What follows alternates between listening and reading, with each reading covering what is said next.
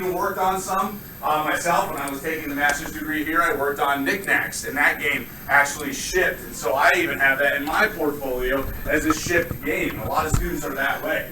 So this is what's exciting about it, is that they can go to school and actually have finished games. And so that's what we do with Greenlight.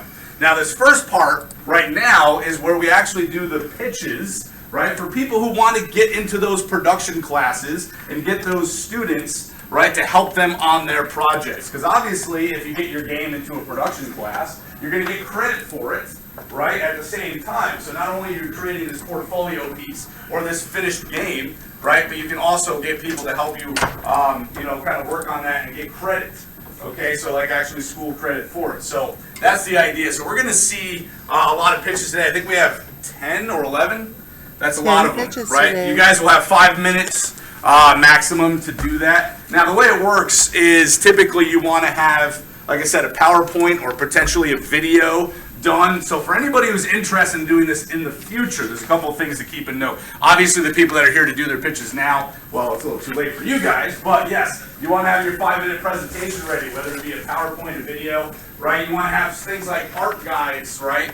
Art style guides or game design documents. We want to see as teachers, right? Because we're the ones that actually vote on who gets in. We want to see how much work and how much dedication you have on these projects, and that's why we'll let you in. Right? Because we get to the point where you have 10 projects being pitched, right? There's only so many students, right? And there's only so many games that can be worked on. So we pick the best of the best. And that doesn't mean if you don't get picked, right? Of course you can't do it again. You can come back every semester you want. And in fact, just so you guys know, I am running a new class called Game Design Workshop 2 next semester, which is built to have you guys do a prototype.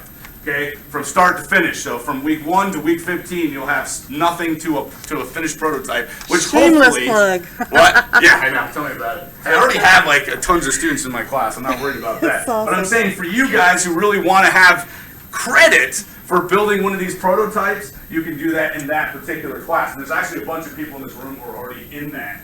Who intend on doing that in the future. But yes, shameless plug, totally new class. But like I said, one of the things we love to see as teachers is prototypes, right? Not just your presentation, but your prototype, and that's why I mentioned that as far as that's concerned.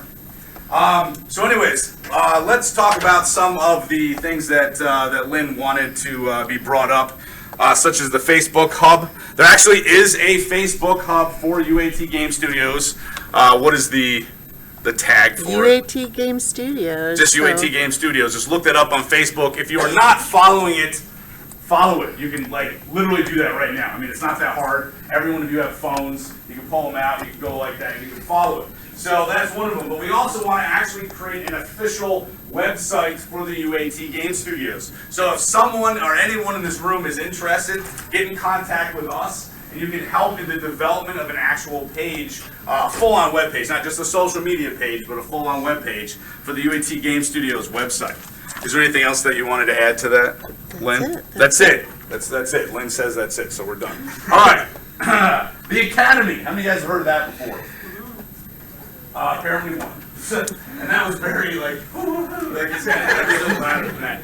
Anyways, the Academy, okay, which is it's been going on for a while. It's basically a collaboration between current students and graduated and students, alumni, right? And they help teach each other, show each other work, give each other comments and things like that. I think we want to really try to push that, right? I think the new things we're trying to push to get it back again kind of fizzled out a little bit. And so if anyone's interested in helping with that, we do know that there are some current students who are graduating who are interested in helping. We can even have more. I know Josh, right? I think you're interested in that. Am I correct? Or you look at me like I got 10 heads? On Sunday, I believe at 5:30 in the small commons, we're having a meeting about that, a bunch of the students, and we're going to see about restructuring it and making it more up to date with the new students as well. Okay, so this Sunday, Yes. at what time? 5:30. 5:30 in the small commons. If you're interested in collaborating in this project where you guys can work with the students that are already here, but of course alumni too. Remember, this is a really small industry. I mean, really small industry. Everyone knows everyone. In fact, UAT, this job here is the only job I've ever gotten in my life that I didn't actually know somebody first. Every other job I ever got, including all the game jobs I ever had, were because I knew somebody.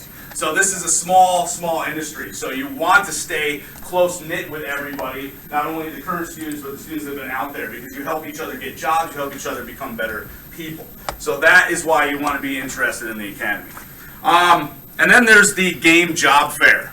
Okay, so the game job fair, which is January 12th, I believe, 13th, sorry, Friday. So basically every first week of the semester, okay? On that first Friday is when we have the job fair. So the game job fair is basically this. If you're looking to recruit, to have people help you on your projects, that's what it's all about. You'll pitch it up here and say, we'll need artists, we need programmers, we need designers, or we need these kinds of people, right? You can pitch that and you get people to sign up. Now, of course, the Greenlight Project teams, the teams that actually get in, have the precedence over people. But of course, anybody, even if you didn't get accepted, any team who wants to create anything, right, can come in and pitch and try to recruit people. So be aware of that, put that on your radar, especially if you're a team lead who's looking for people. Obviously, we're always trying to develop our teams. We do have teams in mind, but you can always add extra people.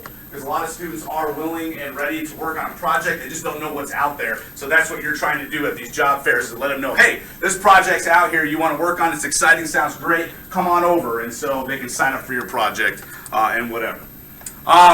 Any questions on any of that stuff? You can literally drop a pin. I'm impressed. Yeah. I'm impressed. Yes, Grant. When did you say the game fair was? The game fair will be Friday the 13th of January. Yeah, I just noticed that. Wait, Friday the 13th of January. Yes, the very first Friday of any given semester will be the fair. All right. Okay, so that's where we're at, right? Let's see. We're basically at the pitches. Just a quick note about that, rogue developers, and that's our term for teams that are actually going rogue if you're not greenlit. We definitely want to support you, and that's why we hold the job fair as well. SIP representatives, if you're a lead on a SIP, it's a great opportunity to find those team members that you may not have or haven't designated yet. So make sure you mark that on your calendar and come out and join us for that event. All right, and you're done. We have a guest speaker here today, and before we bring him up, I'm going to ask that all leads come up to the front for just a moment. Everybody who is pitching, come on up. And high five each other. Oh, let's give a hand to Matthew Marquith for that voice.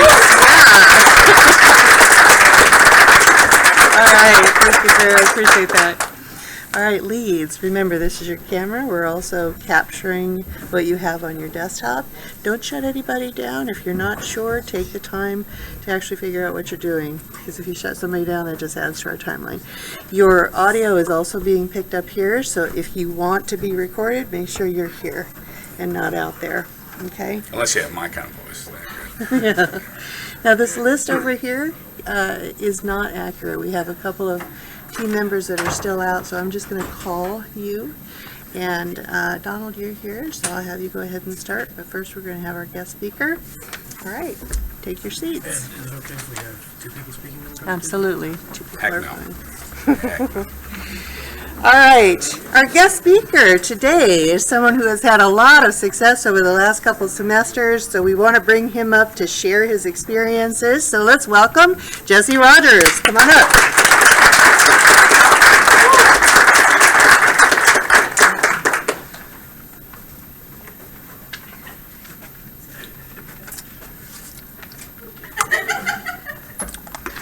Takes this very seriously. Jesse, your screen is on freeze. It's on freeze. I'm working. I had to get it Nobody up wants to see first. what you're doing. I had to get it up first. Come on. I'm not that unexperienced, okay? Wow, Edge is kind of crappy, isn't it? There we go.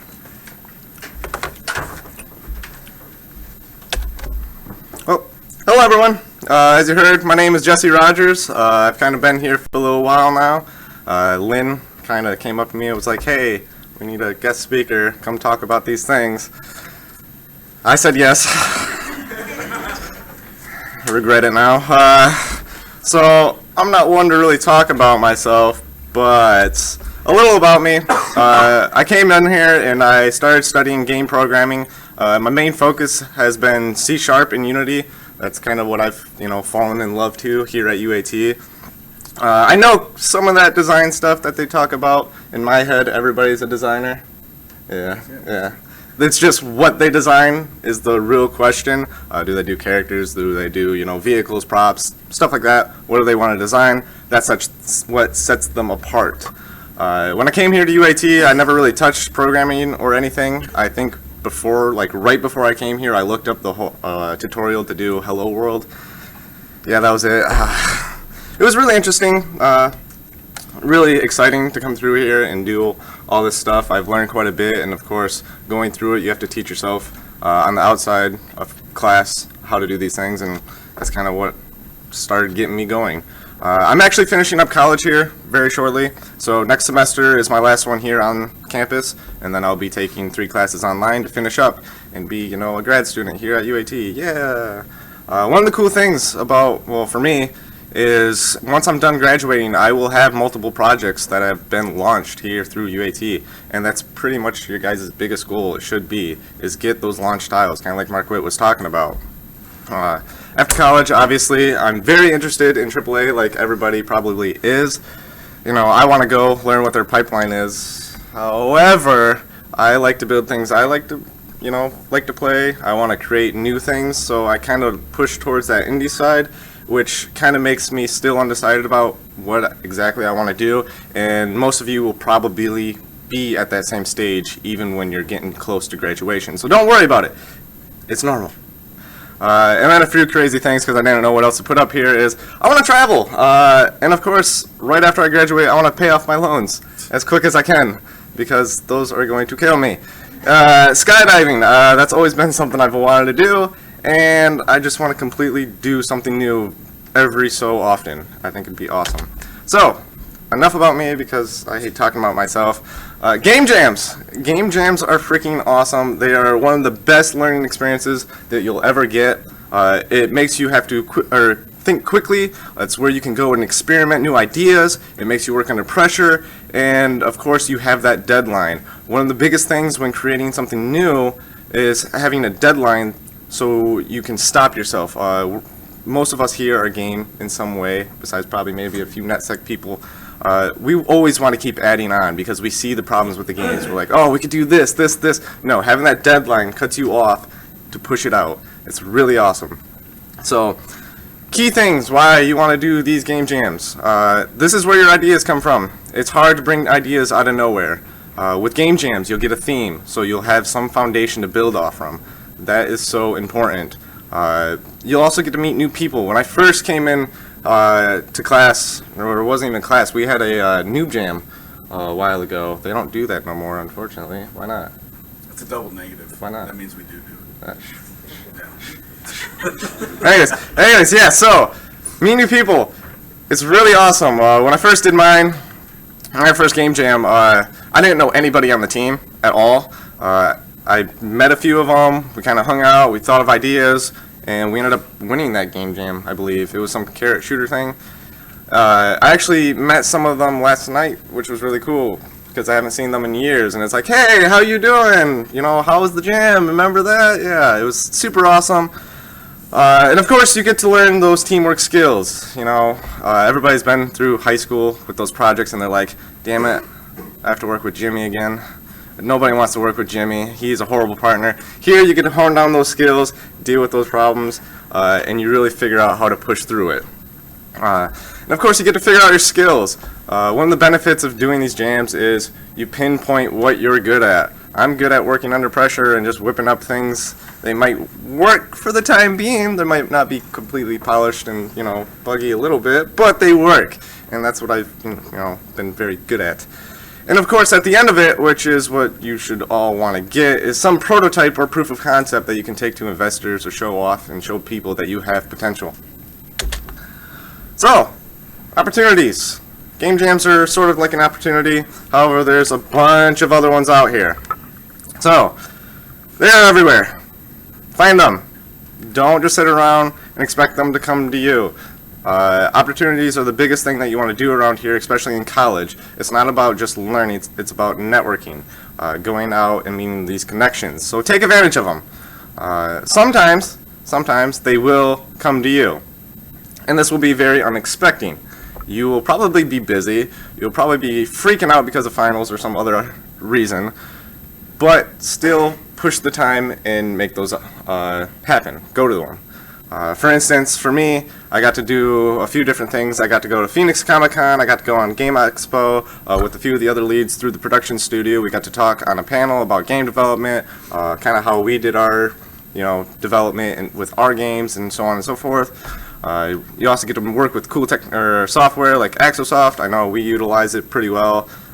We actually got a blog post from Axosoft because they came down and play tested our game. That was super cool. So yeah, take that extra step, push yourselves, find these opportunities, and take them. Do it. So Bust a Worm. Bust a Worm is one of the games that I've been in develop with with a few friends. It utilizes the new HTC Vive that has come out recently. So, UAT, we got one of those over there, so we got to use it. We jumped right on that. It's kind of like that whole opportunity thing. When you see these new technologies or new things, jump on it. You might like what you do. You might be one of the first ones to do it around here. It gets good attraction. So, game jams. This actually originated from a game jam. It was the Founders Day game jam. It was the most recent one, and we ended up getting second place. So one of the cool things about this was we implemented voice controls because that was the theme. We knew we wanted to use virtual reality, and we knew we had to use voice. So we combined the two. So if you want to be like the Human Torch and be like, "Flame on!" You can do that, and it'll light on fire. It's really cool. But the best thing about this was it got put on green light recently, and this is me going to market to it. Everybody get out your phone, go on Steam, go to green light. Okay, never mind. All right. They don't. Yeah, you did it. All right. Yeah. So, green light. We put it out there. Right now, it's up, and we're looking at. I think we're in the top, or we're 20% for the top 100. So we're getting close to getting released.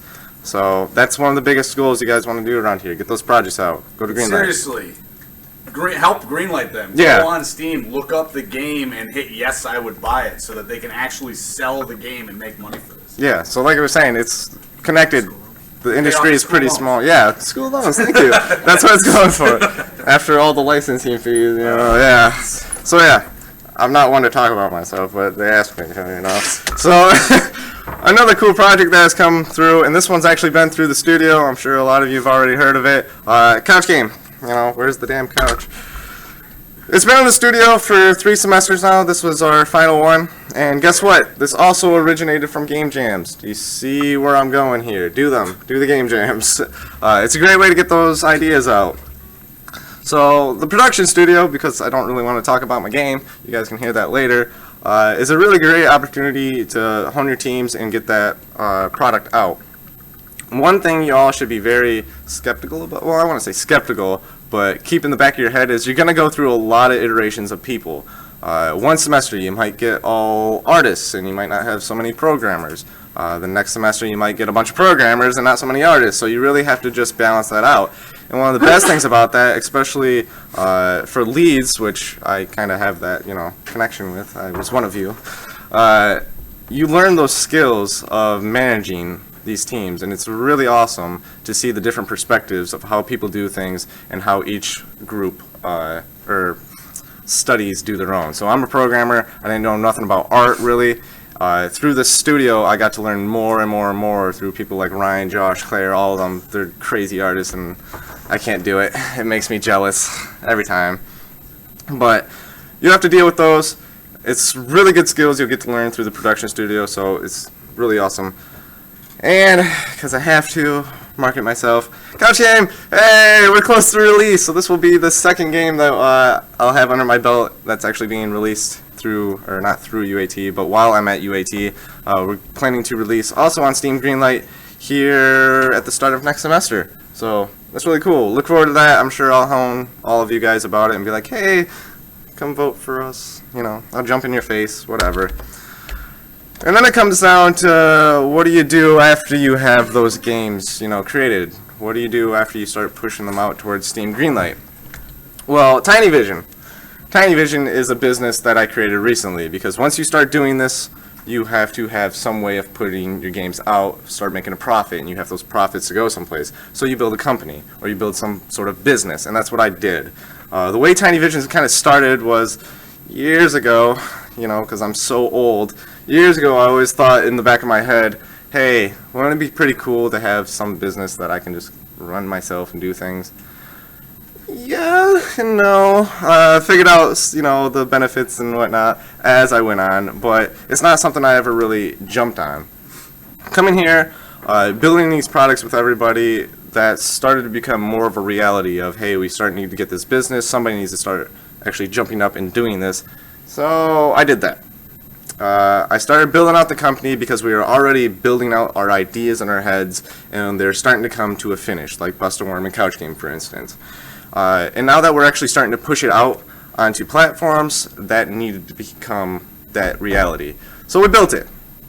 And now we're at a stage where I feel a lot of people start to fall down, because once you start building the products and once you and you build the company, you can't just stop there. You have to start pushing forward. For instance, marketing yourself out there.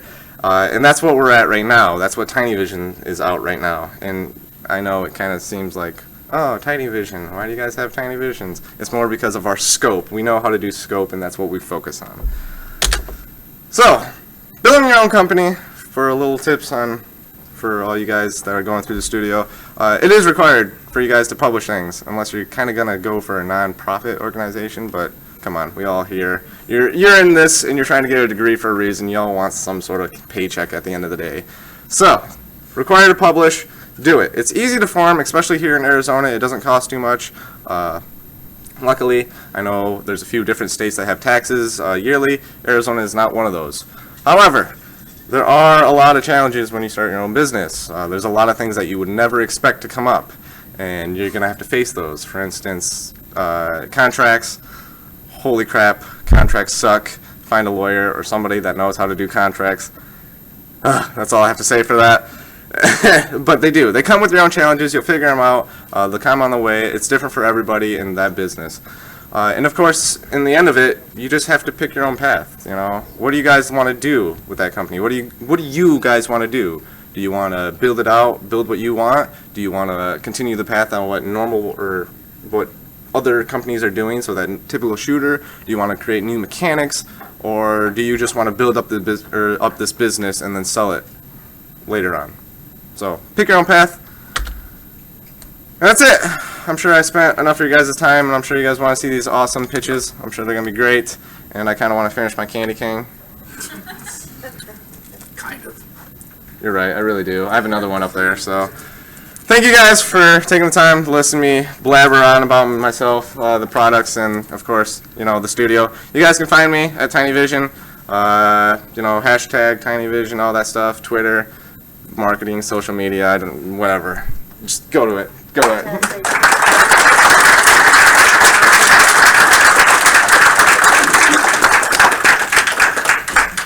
All right, even though Jesse doesn't do shameless plugs really well, at least not as well as Matthew Marquette, do make sure you're going to Greenlight on Steam. And there is power in numbers, and we want to use our numbers to propel our LLCs and our games forward. So do create momentum for your teams, your games that you're producing.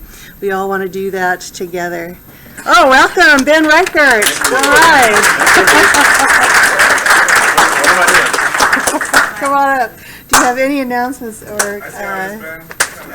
You see how it is? We're just going into. I know what you guys are all saying anyway.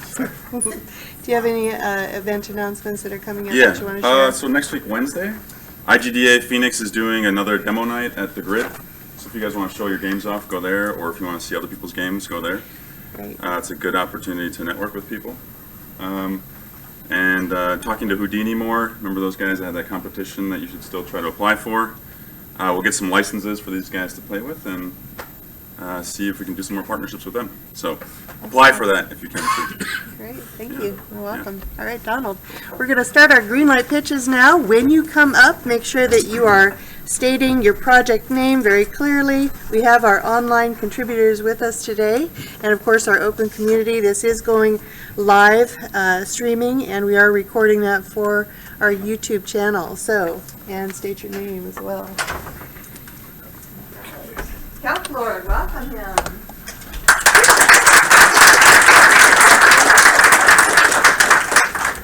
I just need a quick moment. I arrived at once the festivities started because I broke down on the highway, so. Huh? From incognito from window. Come on up and help him get started. Oh, there, okay. One moment, that's the wrong one.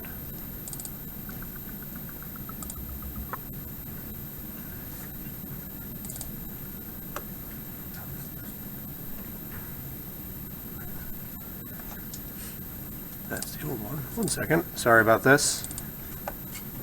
Here it is.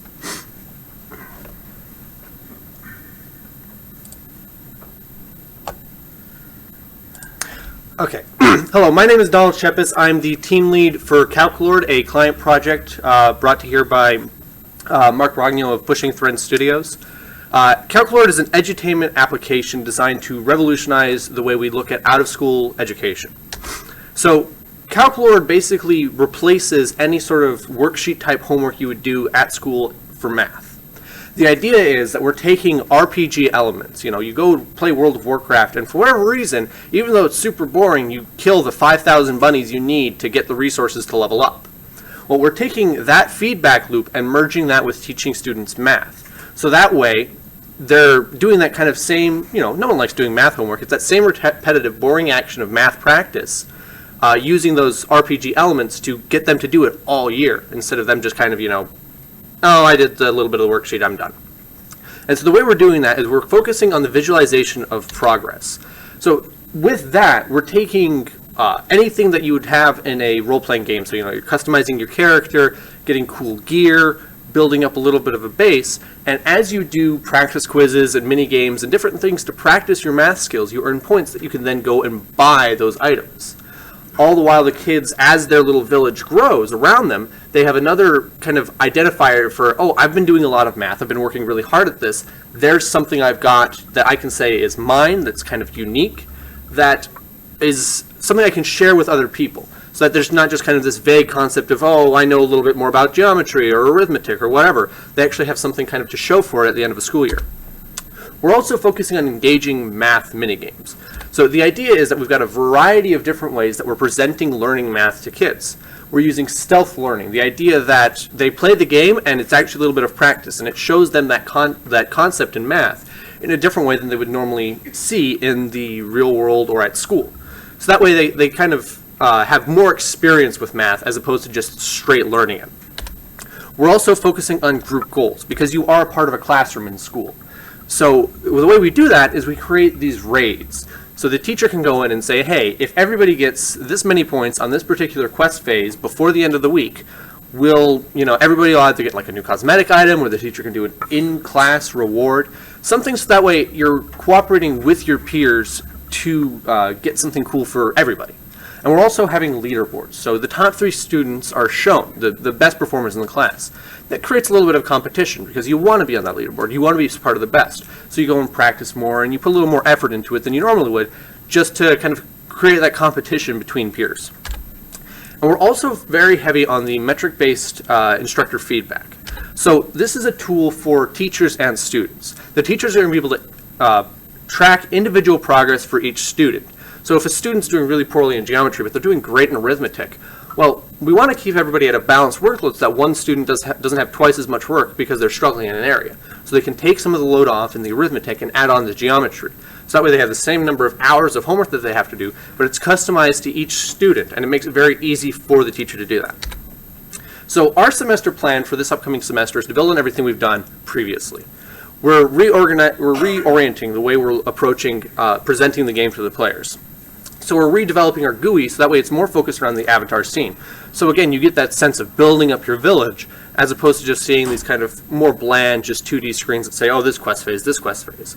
We're also working on getting more mini games, because by the end of next semester, we want to be able to go to kids and show them this game, and for it to work pretty much as we want to throughout the entire phase, so that we can start getting more feedback, because that's very important, because without the feedback from the kids, we don't know if it's actually being effective. So the team we need is pretty much anybody.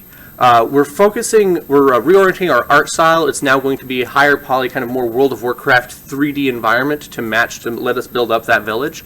So we need 2D GUI artists, 3D modelers, concept artists. For designers, if anybody's interested in helping us working on merging that role-playing game feedback loop and the education, we need that. We're also working very heavily with PlayFab, so that way the experience across any device a student uses is the same. So we need web programmers for that interface, as well. Anybody with server knowledge, specifically PlayFab, is very much preferred, as well as production programmers to create the mini games and the practice quizzes and all the various features that we have. And the benefits of joining Calculord. So 3 alumni of UAT, we're all being contracted with pushing Threads, so we're the leads. We've released multiple projects. One of them, Jeff Rosenberg, he works with, he's one of the co-founders of TerraSec. They've done a number of things with VR, so we've got the experience to help guide you guys. It's a longer term project. Calculor is going to be in development for 2 to 3 years at the very least. So you can start working now, and maybe it extends past your time at UAT, but it's a larger project that you can be a part of. It's also experience working on a client project, which is a rather unique thing. Working on a client project prepares you a little better for the industry, because it's not just you making what you want to make, you're actually beholden to somebody else. Just like if you went to AAA, you'd be beholden to the publisher or any investors you might have. We're also offering internships now, so if you're looking to fill that up, we've got a number of opportunities there. And while I don't think anybody's used Calculord for the SIP class yet, it's got a high viability for that. And just kind of as an example of, okay, I will not have that example because it's broken. But I was going to show off what we have done over this last semester, but if you're here for the presentations later, you'll be able to see it. Thank you for your time, and hopefully we can keep building Calculord so that students can battle monsters to master math. Thank you.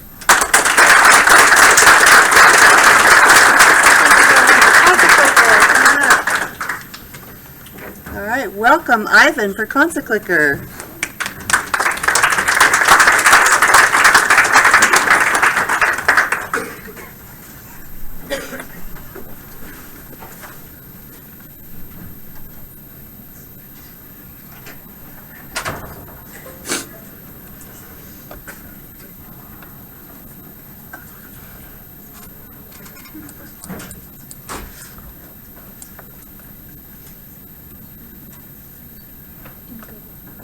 Google.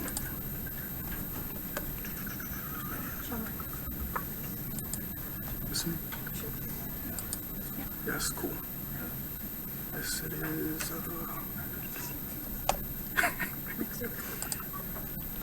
Bueno, hello. My name is Ivan Grijalva. I am the project lead / team lead for ConceClicker.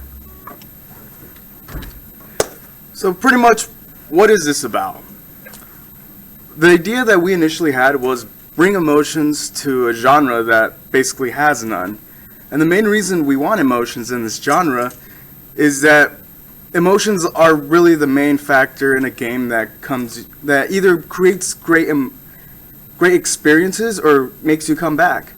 Who here has basically played a game that, let's say like Stardew Valley, you don't play because, hey look, I want to do a potato. No, you play because if I grow this potato and give it to this potential NPC, their narrative is going to expand, and I'm going to not only learn something about this NPC, but I'm going to feel like I'm part of this world. So the main reason that we wanted to bring emotion is we want not only you to feel that you're a part of this world that we're building, but also we can make some money off of you, because that's how you retain players. So what is this game? It's an incremental game. And if you don't know what an incremental game, it's, if any of you have played Cookie Clicker or Adventure Capitalist, it's essentially a genre where you either tap or click to gain static currency, and also you get static currency just by waiting. So it's a really not that involved game type. So we decided, hey, let's spruce it up. So the way our game is different is we have a villager narrative system. So essentially, we're gonna have 24. At the moment, we have like 24 handcrafted storylines for 24 villagers. And basically every single of your structures that you upgrade actually increase some sort of hidden value that some villagers might like and others might detest, others they don't care. And it's not going to be a really dichotomy based game where it's just good or bad. We want to show that every single choice you make, whether it be in this game or in life, it can be viewed as good and bad depending on what angle you're looking at. Basically, this goes hand in hand with the art style we're going. For the 3D, we're going with a really low poly because we want the user to actually place their experiences and their views onto the actual models. And for 2D art style, we're going with a lo-fi vector art style. Again, so that the users themselves create the world. We don't want to create a NPC, give him a scar, put him a bowler hat, and it's like, hey, this guy's a gangster. No, that's not. Sure, stereotypes work, but at the same time, a stereotype for me is different from yours. So we want you to populate everything how you as an individual would. These are some more of our art styles. And I believe the best way to really show off what we've done and what this game is about is to show and not tell. So that is what we will do.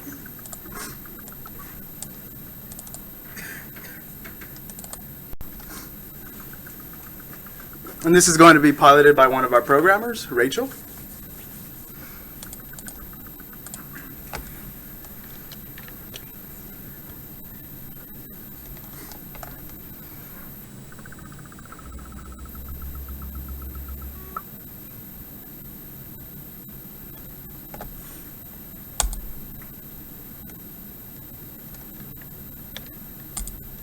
You talking or am I talking? Do you want to talk? You were talking. All right. Basically, you can just start clicking anywhere to basically get your currencies, and we decided to go with the sphere because that emphasis more around the unity of basically the village that you're creating, instead of having it sectioned off with planes. And that's one of the biggest things I wanted to emphasize was everything you're doing has a greater impact. And it's a world. When is he supposed to be popping up? After you buy 5 buildings. Okay.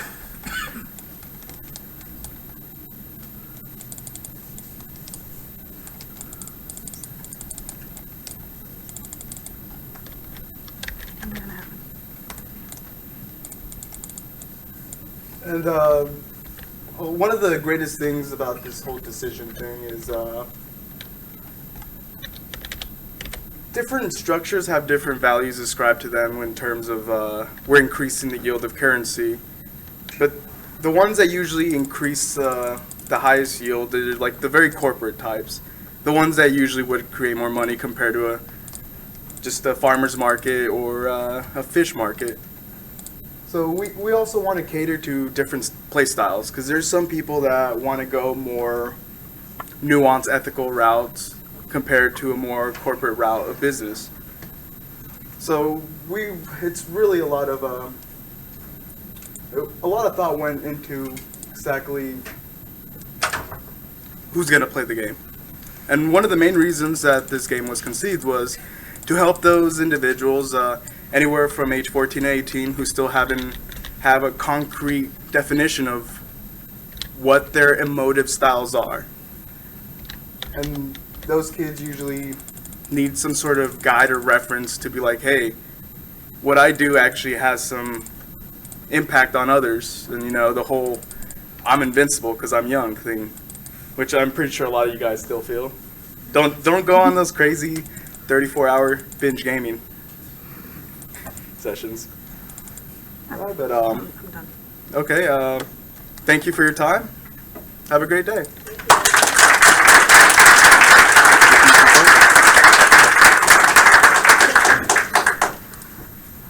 All right, welcome Harlan Whitfield for Oddity.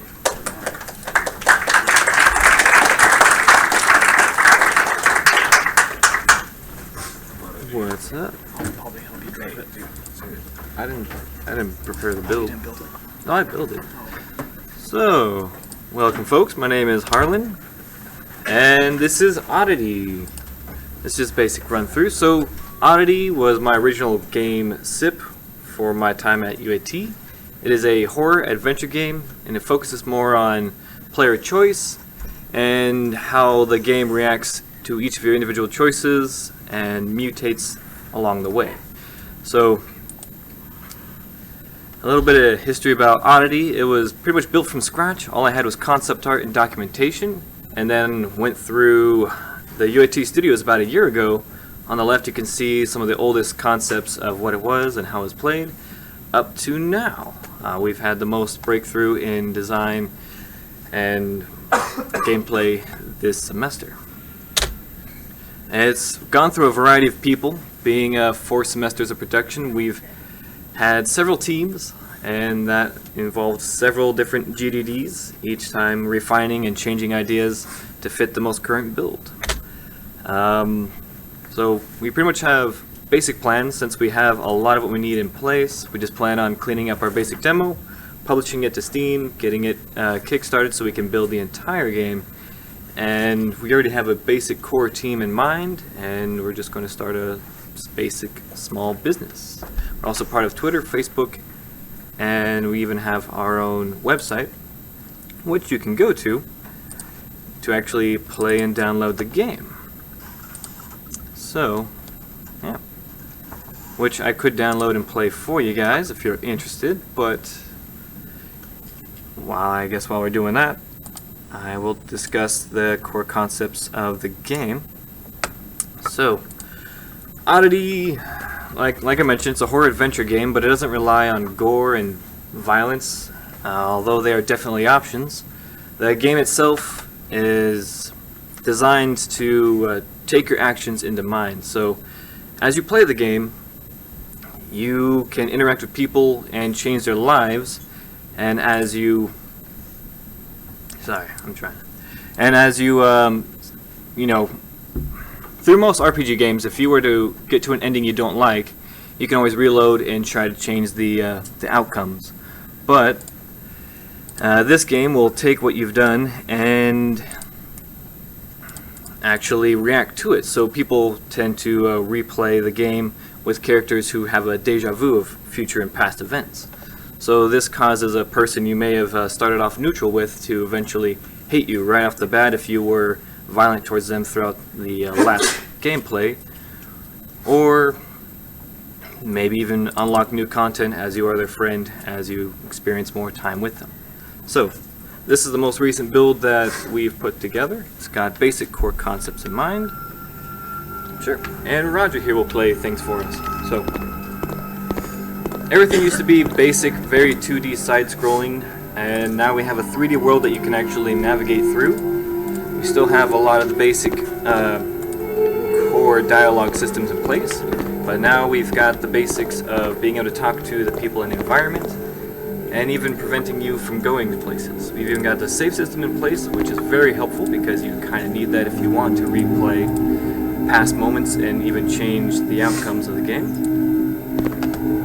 And as you interact with people, other folks start to pick up on what's going on. Before, this person would prevent you from entering this room. Now he's out of your way so you can explore.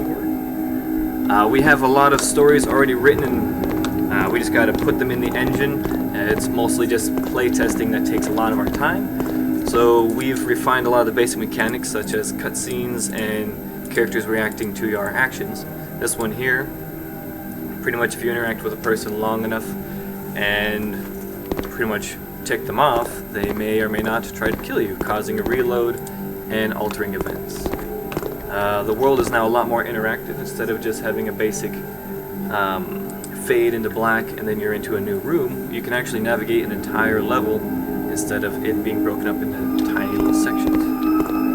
We've even got an entire puzzle system room that we're still refining, but pretty much we've got a variety of items that you can interact with and use them in scene to unlock other items, acquire tools and weapons, which then you can look through the scene a rather convoluted thing. I want to explain that one. Right, yeah. And yeah, eventually you can use all these tools to escape. The core concept of this story is you're a stranger who comes to a weird place and you immediately find that everyone's rather insane or trying to kill you, so the basic goal is just to get out of there. And it's not so easy. So you pretty much learn through failure what you should do to escape, and even escaping may not be the best solution, as you may, leave the town safe, but you've condemned everyone else who's not particularly evil to die or suffer horrible tragedy. So replay to try and get the best ending. But yeah, this is pretty much us just showing off what we've done in this last 5 weeks. From what you saw of all the side scrolling was pretty much updated to this. But yeah, you can stop whenever you like. Gotta show the meat room. Okay, we'll show the meat room. So yeah, lots of things we've been putting together. Lots of secrets and lots of weird stuff to explore. But yeah, as we update it and go through, you're welcome to download what we have through our website. Feel free to follow us on Twitter, YouTube, and all that. Yeah, that's about it.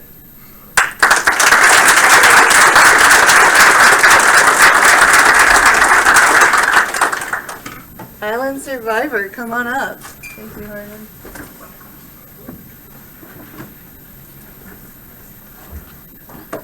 Welcome, Ian Goldsmith. Come on down.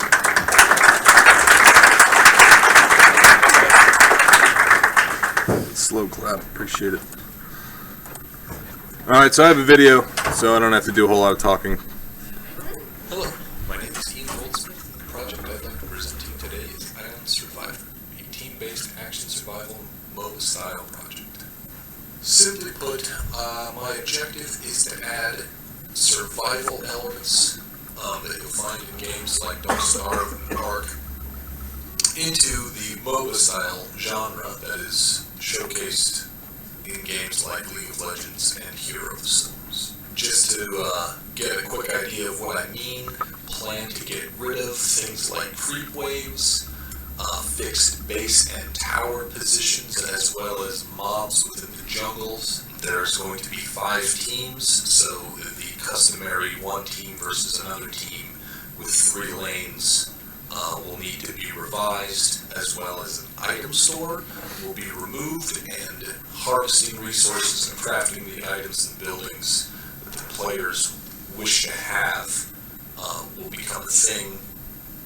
The design challenges that I've identified is the teams. I'd like to have 5 teams with 5 players per team, making 25 total. The map would need to grow and maintain its interesting flair and fairness, so no one team has an advantage over the others. The abilities need to be balanced, and the survival aspect needs to mesh well with the fast action and fast pace of the MOBA style genre. Like I said before, with teams, there are going to be 5 players per team and 5 teams per game, making an average game size of about 25 players. The players will get to choose between 5 champion classes: the Crafter, Gatherer, Hunter, Shaman, and Warrior. These classes will have unique passives that none of the other classes will have access to, and no items will be able to replicate. And the champions themselves do not have a set list of abilities that I'll cover later. The map had to change to accommodate for 5 teams with 5 players each. So I went with a simple geometric foundation, the star. So the starting locations would be at each of the points, being equidistant from each other and equidistant from the center, where the most valuable resources will be located. And I wanted the pathways between the camps to have enough variations in case abilities that allow for maneuvering, like through walls or over the blocking volumes, there would be locations for them to do that. As you can see from the image, the red areas is the spawning points where the 5 teams will be randomly placed upon launching the level. The yellow are alternate camps for the players to expand or explore out to and then build bases. But if there is no player presence or any constructed buildings in these locations, NPC mobs will be spawned from these locations and then explore the map randomly. The blue areas are also alternate base camps. They are bigger than the yellow locations, but not as big as the red locations, but their proximity to the more valuable resources will make them a high contention point between the teams. Getting back to abilities, with games like League of Legends and Hero of the Storms, individual champions have abilities attached to them, making them unique. I plan to keep the QWENR button combination for activating abilities, but I want to remove the actual abilities from the champions and apply them to items instead. The reason being is because with games like League of Legends, they have over 133 champions with 4 unique abilities per, which leads to about 532 unique abilities spread out between all of their champions. So my plan is to attach a single ability to an item type, whether it be weapons, armor, or trinkets, and depending on the item type, will dictate which ability key needs to be pressed to activate said ability. So with weapons, all of the abilities that would be attached to weapons like swords, axes, would have an activatable ability bound to Q. Armor would have some type of ability attached to W. Trinkets would be any item that is equipable to the character, rings, shoulder, slot items, boots, belts, etc. And then through the combination of the weapon, the armor, and the specific class that the player has chosen, would give them their ultimate or R ability. Here's a quick video showcasing what I have so far.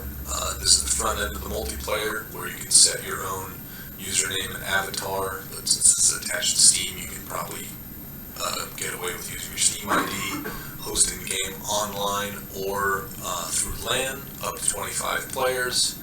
Once you're in the lobby, you can select one of the 5 classes, wait for other players to join. Depending on how many you have, 5 players will spawn at a specific point.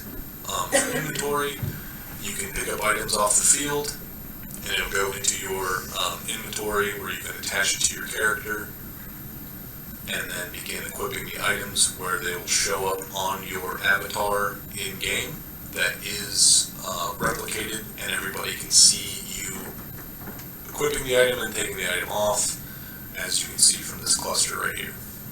Okay, so for next semester, the plan is to focus on gameplay. So we need programmers and designers who would like to help develop the combat system and abilities for the items. And my needs for art is area beautification on the island. What I have currently is very basic, and I need artists who are interested in working on environments to make the level look awesome. And that's pretty much it for my presentation. Thank you for your time.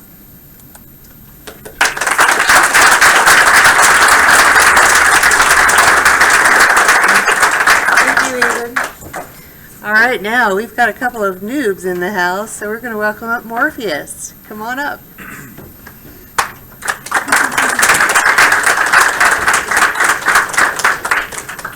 Hey, everybody. Not quite. Oh, what am I doing? I'm so used to. One of these. Is it? Well, okay. I don't even use PowerPoint. All right. All right. So we're Project Morpheus. I'm Roger Sholigan. This is my programmer. He's been helping me quite a bit, Todd. And I've had a designer, Jonathan Weiner. He's a great guy. Anna Harlan helped me with the logo. So, yeah. So the story of our game, we wanted it to be very interpretive. So everything is told through the visuals. No dialogue, none of that. We want the player to see the world and kind of guess what is going on. So you're a broken hero, and you're in this world that is basically your memories. So So you're going through this world, you're exploring it, and you see these memories play out in front of you. And these will help you kind of figure out what you should do with the creatures you find. And there's this all-seeing eye that watches everything you do, almost as if it's judging you. But the main mechanic of this game is shape-shifting. And like I said, you have these memories play out in front of you. They're actually connected to each form you find. So let's say I'm walking through a trail and I find a wolf. Well, I'll see this memory play out of this wolf, and maybe I killed this wolf in my past life, and I regret it. The player doesn't know this, but they will over time interpret this. Later on, they'll find the actual wolf and they'll decide to either kill it or try to help it. And that will help them capture the form. So that is how you capture that ability. Now that you have this ability, you can explore new areas of the world through their, for example, the mouse, he can go through passageways. The slime, he can jump further across gaps. He can also split. So you can actually solve puzzles that require multiple pressure plates, for example. The skeleton, he has a target vision. He can see things in the world through his sniper vision and then shoot them with his bow. And those can activate things in the environment. Here is some concept art I pulled from another game. I love this, this color, and that is exactly what we were going for with our world. As you can see in the bottom right-hand corner there, we have this picture I stole from Atlantis, and it has these runic carvings. That all-seeing eye I explained earlier, that will actually be composed of those lines. And this is actually an in-game picture we got of our world. You can see we have the reds, the blues, the greens, and this is one of the mountains that you can explore. For the team, we need artists. Rigging is one of the big ones we need because these memories are actually 3D models and they play out. They're like spirits that you get to watch.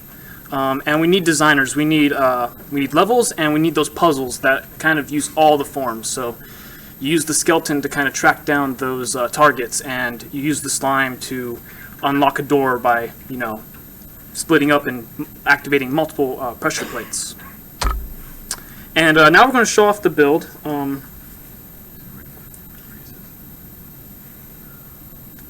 there.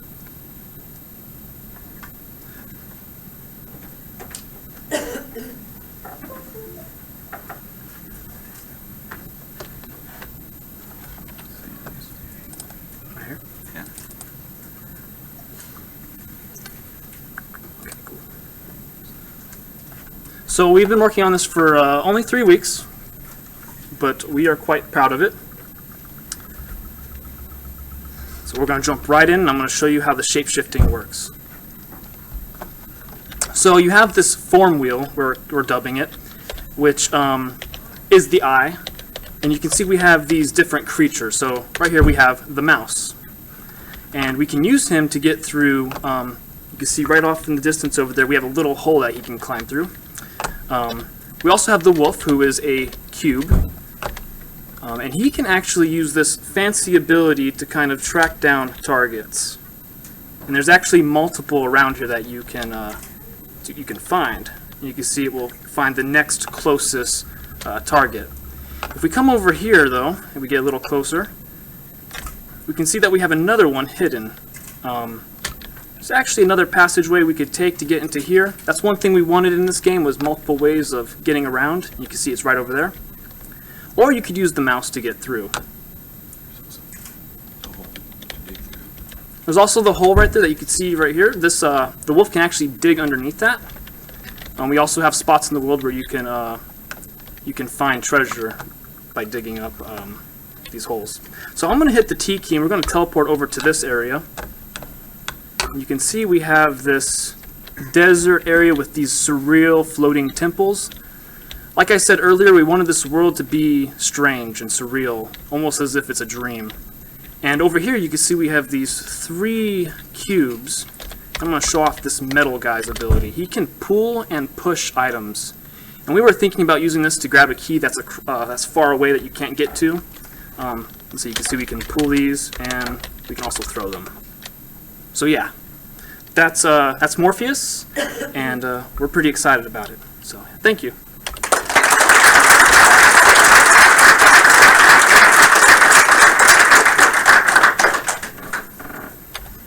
Thank you, gentlemen. That's the pitch for our first round. Obviously, these guys are not noobs. They're well established in the UAT game studios. But we do have a couple of folks here, Daryl and Doug. They are pro development team coming in through Hugh Henry. So I'd like to welcome you. They're here to pitch Reign and Rebellion. Give them a hand.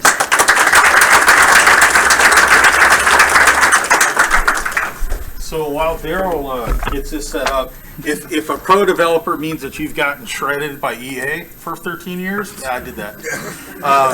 I've worked on probably 25 titles for EA itself. Back in '96 when there was 400 people there, and it was really a smaller company. And then I went to a beautiful company out here called Cheyenne Mountain where I met Hugh that disintegrated in a spectacular manner. Stayed there for a year without getting paid because I believed in it. What I just saw up here today is some of the best stuff I've seen since I've been in the game industry from people who are trying to learn this. This is what the gaming industry should be about. Not what it currently is right now. AAA titles are awesome, but they're different. So stay doing what you guys are doing. So basically, after Cheyenne imploded, we decided to take a subset of that game and create Stargate Resistance. It was an Unreal mod at the time, but the thing that was really funky about it is they bankrupt the company the night before we deployed to Steam, and we still sold 20,000 units. Something was right. No marketing, word of mouth. I personally think it had a lot to do with Stargate itself, because it's a great IP that nobody has figured out how to make a game for. I'm not here to pitch Stargate, because that's going to MGM right now talking about Stargate, I'd probably get slapped. But what we really want to do is we got a couple guys, like me and Daryl have been talking, and Hugh, and a couple of the other developers from back in the day and whatnot. They're really creative guys. I mean, we were doing things on there that they said can't be done. They said, you can't put Unreal with Big World. Well, guess what? We did. Both those companies called us and said, how'd you guys do that? Sorry, we're not going to tell you. So we're looking to kind of reboot that, right? From a creative aspect and just from a fun aspect of making a simple studio that kind of doesn't take itself seriously. A lot of people get wrapped up in the money, the fame, and the fortune, and I can tell you the best games I've ever played had nothing to do with that. So it's all about the creative aspect. Do you have a stake in the company emotionally? So this game here that we're talking about, you can go to the next one, Daryl, is basically a takeoff of that. We're looking for top to bottom, right? Because right now you've got two guys, you know, I'm taking a half day off from my job to make sure that I can do this so my wife doesn't kill me, right? We all have responsibilities, so we need a lot of people. We want a lot of people, a lot of ideas. We carry the vision. That doesn't mean it's the right vision. That means that we want input from everybody we could possibly hear from to make something cool, because that's what matters. Somebody talked earlier about looking cool in the game. That's all you do in World of Warcraft, right? You got to have the squid on the stick. That was the coolest part of the game. Didn't matter what that thing did, but I had one, right? Or I had lightning bolts coming off my head. And people would spend massive amounts of hours trying to get those things. That's what this game is kind of more geared towards. Go ahead to the next one. Want to do lots of new talent, and I'm blown away with what I just saw here today. Kickstarter obviously is the way to go. I'd like to get the Star Citizen level. No, I'm just kidding. I'm joking. Just totally kidding. But an independent employee-owned and operated studio, that's important, right? I can stand up here and tell you many stories about Cheyenne and the investors and why they're good and why they're not good. You know, it's cool to use investors, but you got to be careful, right? Because some of them really don't have your best interest in mind. But an employee-owned group of individuals that have an emotional stake in what you're doing is what's going to make you succeed. We'd like to do more with this game, but we'd also like to do other games. You know, one thing that we did when Cheyenne started folding was we got everybody in a room and said, hey, let's make a game. This was when Unity first came out. We're like, this is cool. We have accessibility to a cool tool that maybe some of us can use. So go ahead to the next one. First third-person multiplayer shooter, whimsical fantasy environment, console and PC only, primarily on the PC. Daryl has this fantastic idea to cross those two bridges. I haven't seen anybody do it yet with reliability, because you have to have Sony and Microsoft to have a conversation together, and that's a difficult adventure, to say the least. Casual games for the hardcore players. You can play hardcore, or you can play casually, it doesn't matter. You still have a stake in the game. The thing that made Resistance really cool is you can get in there, immediately start playing, and the barrier to entry was like minimal.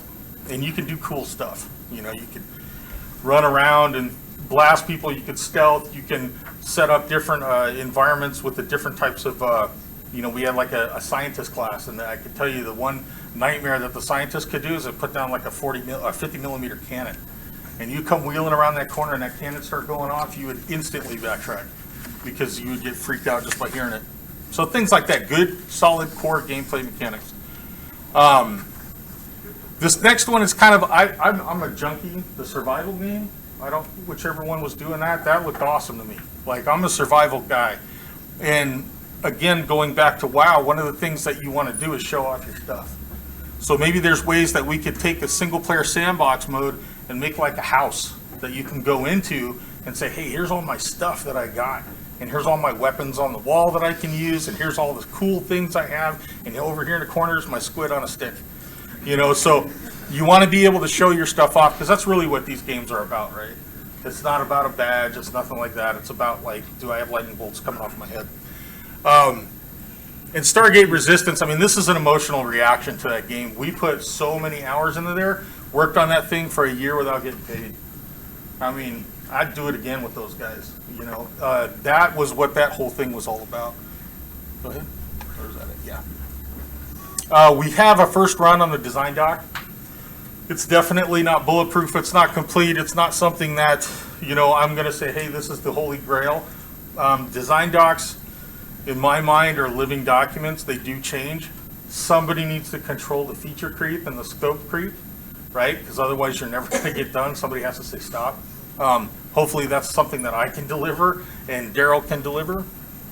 And we'd really like to get, you know, you guys to get a prototype, right? Because at the end of the day, if we go through all this and it sucks, well, then it sucks. And we probably should think about changing it, you know? So having buy-in from this type of environment, these type of teams, is what we're really looking for.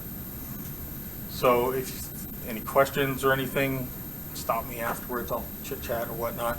And again, I've been in the industry for a long time. I don't think I'm a pro by any stretch. So if you want to talk to me about any of that stuff, I'm more than willing. But yeah, thank you guys for your time. And again, this stuff that I'm seeing today is just awesome. So thank you.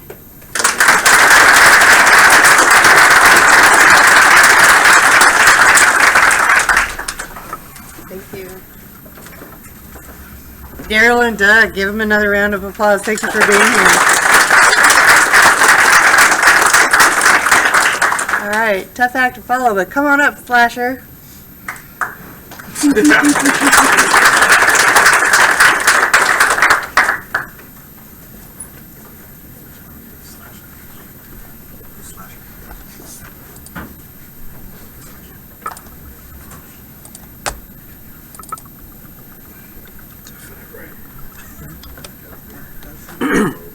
Hello, we are Slasher. My name is Bart Driscoll. I am the project lead on Slasher.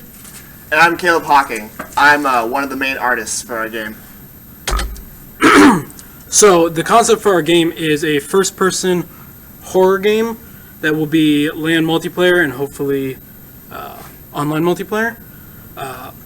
The game has two types of players in the game. Our first group is the survivors, who will move through an interior map searching rooms, finding different kinds of objects and keys that they will use to unlock their way out of the interior.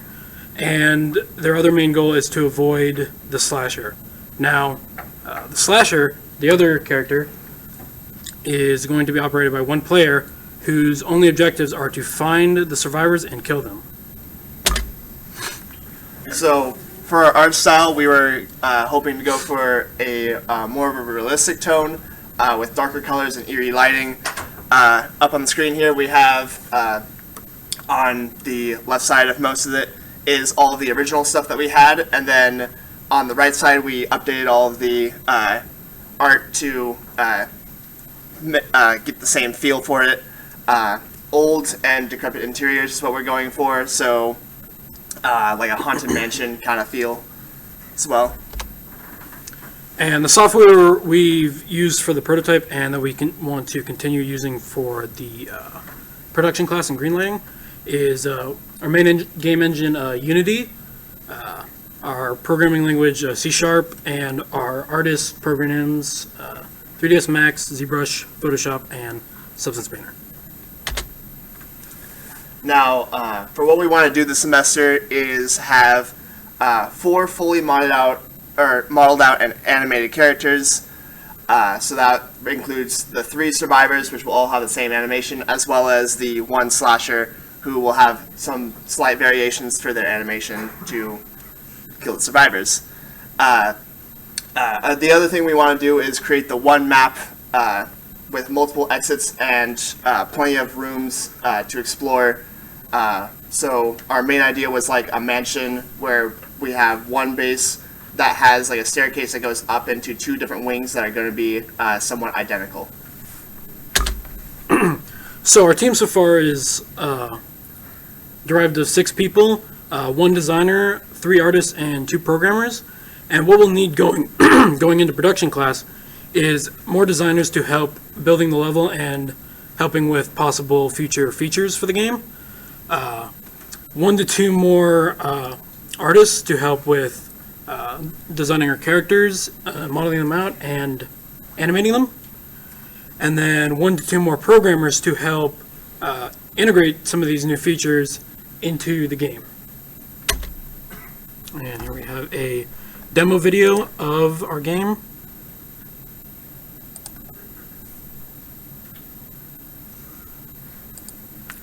Okay.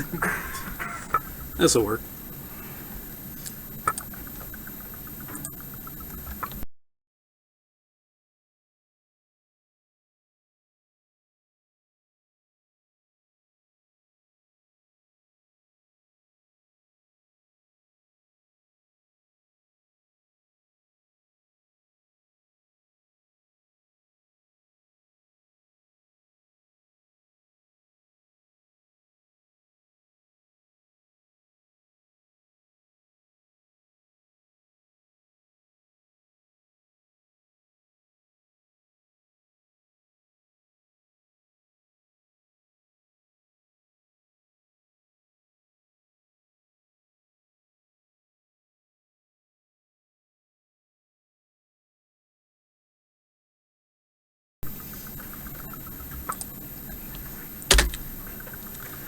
So, what you saw just now was the first early prototype, and the reason why we want to be greenlit is that we wanted to work on this idea of ours for a while now.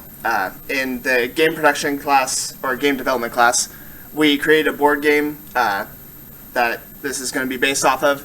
It was very fun to play. A lot of the people that played our board game really loved the idea and the gameplay of it. We wanted to bring this into the digital realm, change up a few things. So instead of being on the board, it's going to be first-person 3D, moving around the actual mansion itself. And we wanted this to be one of the ship titles underneath our belt. So that is our game. Thank you so much for your time.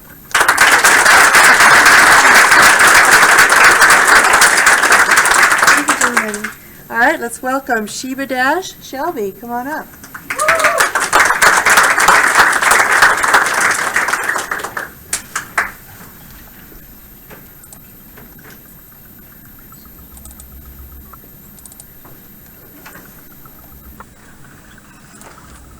Hi you guys, so my name is Shelby Epley. Sorry, I'm sick right now, so I sound awful, but I'm here to present Sheba Dash. So a little bit about myself real quick. I'm a freshman. This is my first semester here at UAT. I'm a game art and animation major. I love dogs, which kind of pertains to my game, and a desire to become a mobile app developer. And, there's a picture of my dog because he's really cute. So Shiba Dash. You play as a Shiba Inu named Hiro, and you go throughout San Francisco delivering sushi for your owners who own a sushi restaurant. And the art is pixel-based. It's a side scroller. I want the colors to be cute, vibrant, kind of ways. So I have some art that I did for my game art class, and this is my pixel art. There's my 128 by 128, and then my 64 by 64. And then these are just some sceneries that I created. And then the GUI that I did as well. And so I also have a video of the game playing.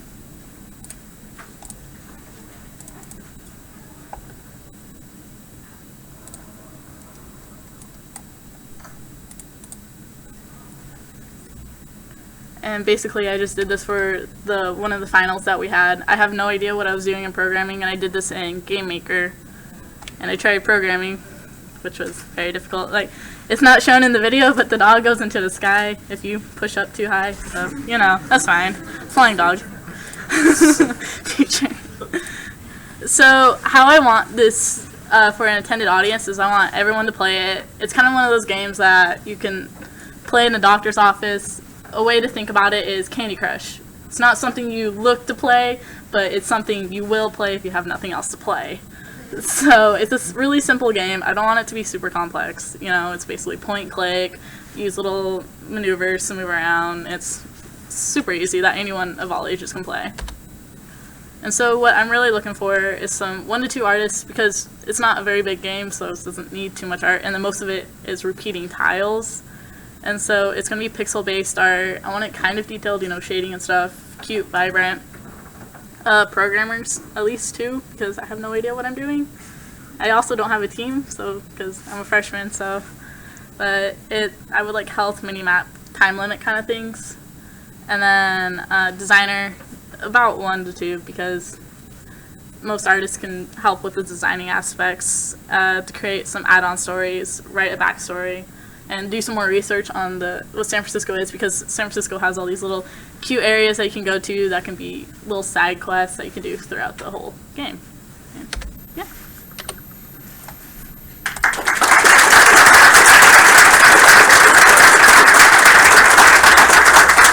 Wow. 10 teams, they're all fantastic games. You're making our jobs really difficult. We're going to break for lunch, but before you go, now is the time when we get together and deliberate on who's going to be greenlit. So please take lunch. If you are enrolled in game 281, 381, 481, make sure that you're checked in. If you need help this afternoon, LSC hours over here. Also, make sure that you find me today to back up your final builds, Greenlight teams. Greenlight teams, also make sure that your teams are here right after lunch. We're going to reconvene about 1 o'clock. We're going to do our team photos and awards, so be prepared for that. And we're also going to, you need to grab a table out here for this evening's event, and we will see you at 1 o'clock. Thank you. Yeah.